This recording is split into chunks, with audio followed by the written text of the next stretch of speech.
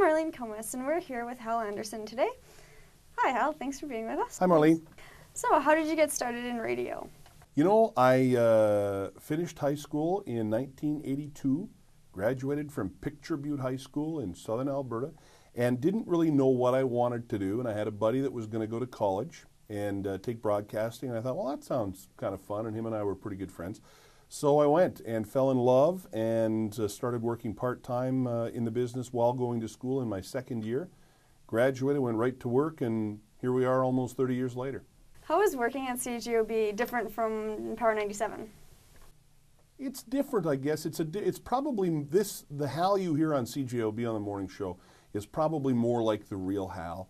I still like to have fun, still like to laugh, but I've always been a news junkie.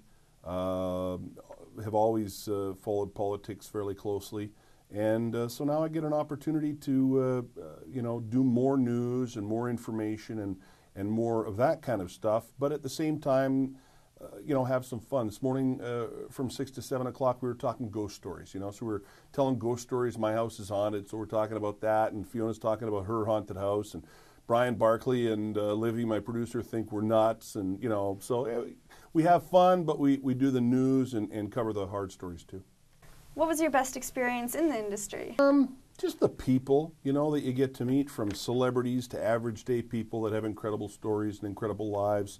The great people I get to work with over the years, certainly here in Winnipeg, from BJ, my first host on Power 90, my first co-host on Power 97, to Wheeler, my second co-host on Power 97, and now, I get to work with Brian Barkley in the morning show on CJOB. I mean, I've worked with Brian for years. He does traffic on Power 2, but, Richard Kluche and Courtney James, and just all the great people you get to meet, and it's amazing too. One of the things that you become a big part of people's lives when you do a morning show. A morning show in radio is kind of like when you get up in the morning, Marlene, you have an order you do things in, right? You brush your teeth, and then and when one of those things gets screwed up and not in the mix, your morning kind of gets off to a bad start or a different start, and it affects you all day. Morning shows are kind of the same, so it's cool that people tune in. You become a big part of their morning routine and a big part of their lives. So that's pretty cool too, meeting listeners that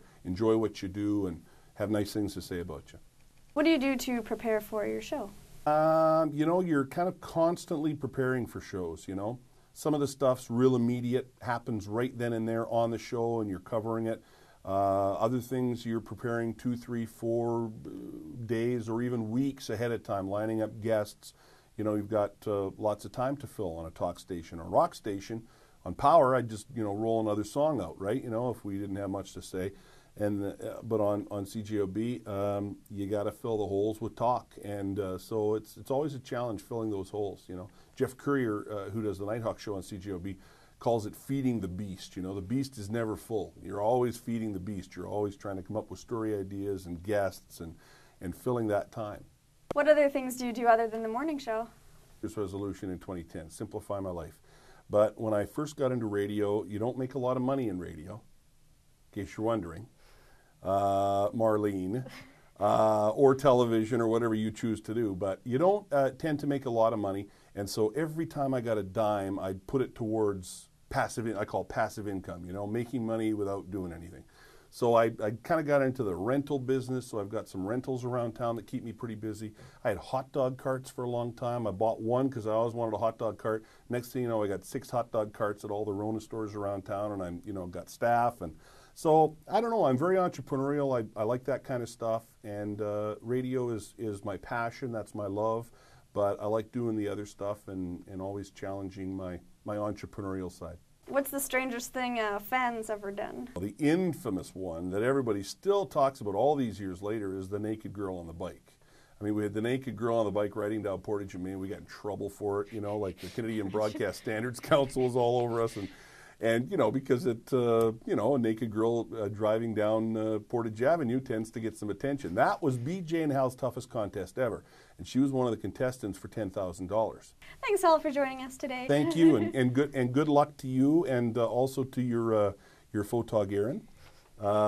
Ladies, good luck in your careers. It is a cold one. We have wind chills in the low -4.